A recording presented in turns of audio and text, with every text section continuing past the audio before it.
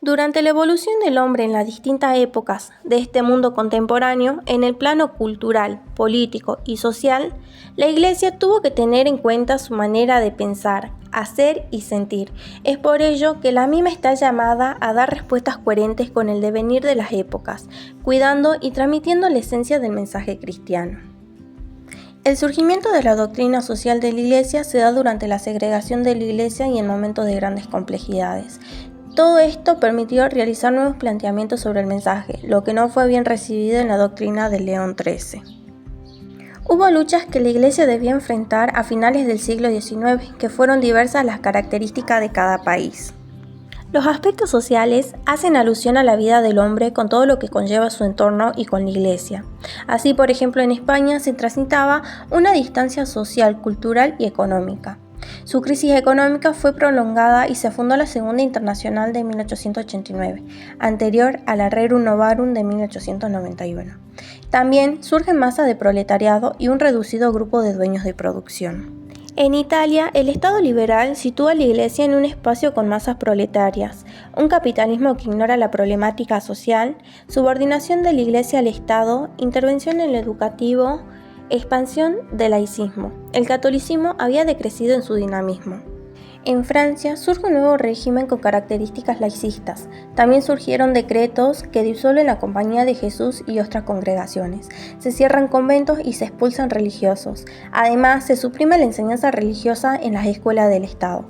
Ante esto, León XIII recomienda constituir agrupaciones de católicos de distintos signos, orientados por el modelo Centrum.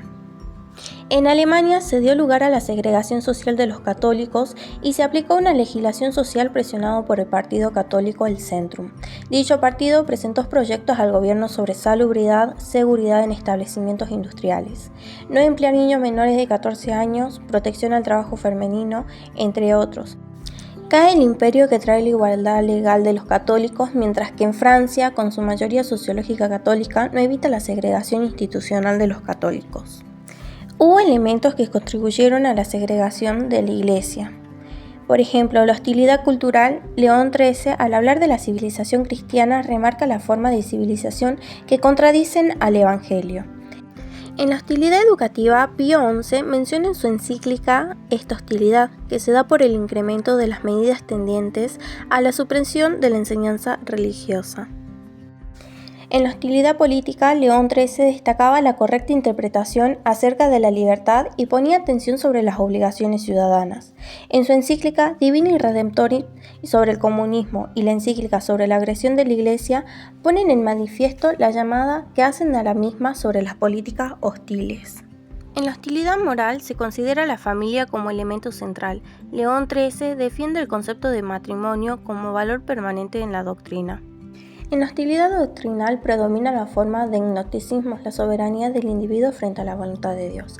Entre los elementos de división interna, los cambios producen actitudes desviadas entre los católicos.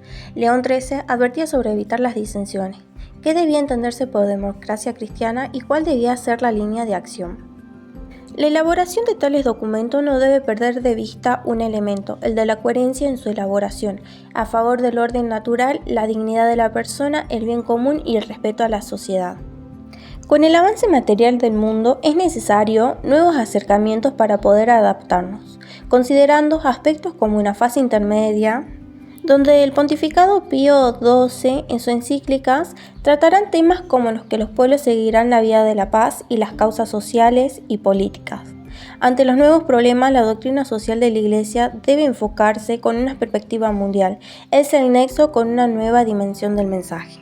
En la renovación conciliar, Juan XXIII cambia el modo de acercamiento del mundo contemporáneo. La Iglesia y la doctrina son siempre una y la misma. Hay formas que corresponden a cada época dentro de la unidad del mensaje de la Iglesia. Es por ello que debe aquilatar su contenido para que no haya interpretaciones erradas. Pablo VI, en su encíclica Ecclesiam Suam, destaca el criterio de la no inmovilidad sino aggiornamiento. Se confirma como criterio directivo del Concilio Ecuménico. La Iglesia debe velar por su fidelidad dogmática y moral. La doctrina social de la Iglesia ha venido a crear un mensaje coherente que ha permitido generar un documento concreto. La coherencia de la doctrina radica en su carácter afirmativo y propositivo, con una perspectiva antropológica y social. La doctrina es una manifestación del magisterio ordinario. Desarrolla un conjunto de proposiciones que se asumirán libremente desde el reconocimiento hacia una libertad individual y social, basada en la rectitud y verdad.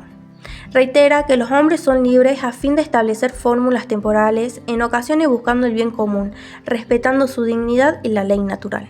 La naturaleza de la doctrina social de la Iglesia se busca hoy dentro de la teología de la nueva evangelización, con una conexión entre la teología y la práctica. Pío XII afirma que es parte integrante de la concepción cristiana de la vida.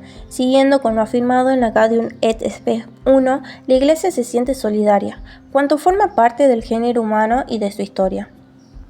Para Santo Tomás, el término naturaleza designa la esencia en cuanto ordenada a la operación propia de cada cosa, es decir, no podemos dejar de considerar el destino a que son ordenadas las cosas, vinculándose la interpretación al ser vivo. La doctrina social de la Iglesia es una construcción propositiva que se basa en una dimensión antropológica, donde Juan 23 sostiene que el hombre es fundamento, causa y fin de todas las instituciones sociales. En la dimensión social, la doctrina social de la Iglesia contribuyó en sus formulaciones la rehabilitación de un concepto social. Así, la Iglesia dio diversos mensajes con alusión a los derechos naturales de los individuos y los cuerpos sociales, con una concepción social cristiana. Podemos decir que la sociedad es el conjunto de individuos que incluyen entidades que ellos van generando. Así, en nuestra época registra una progresiva ampliación de la propiedad del Estado y de instituciones públicas.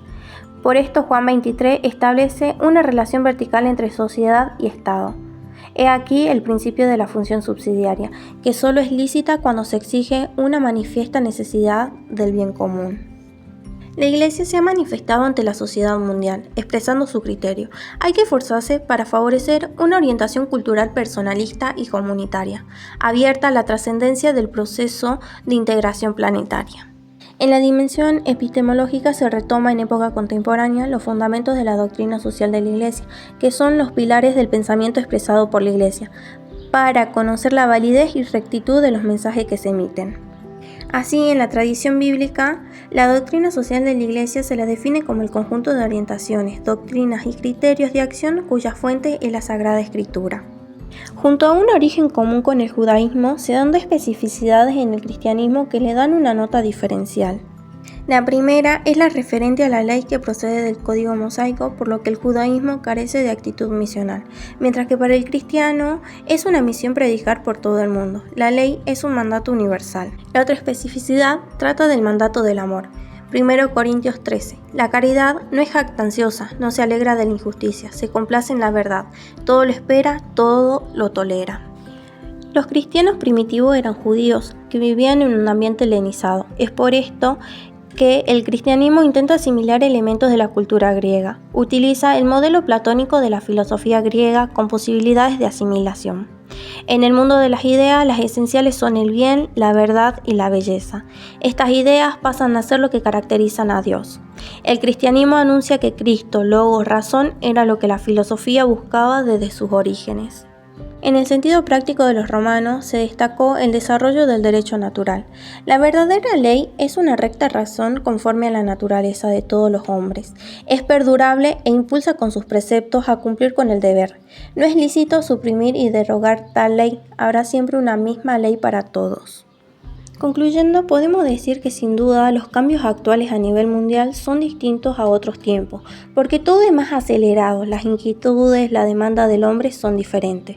Su inserción en el mundo económico, social y cultural ponen en manifiesto lo vertiginoso que es, tanto en su vida individual como social. Por lo tanto, el mensaje de la Iglesia como corpus y centro ha sido la valoración del hombre, destacando su dignidad y sus valores como pilares fundamentales del mensaje de Cristo, apelando al amor cristiano, vivificando el mensaje a través de las encíclicas papales que llaman a la común unión y al acercamiento de la juventud para hacer el efecto multiplicador del mensaje cristiano.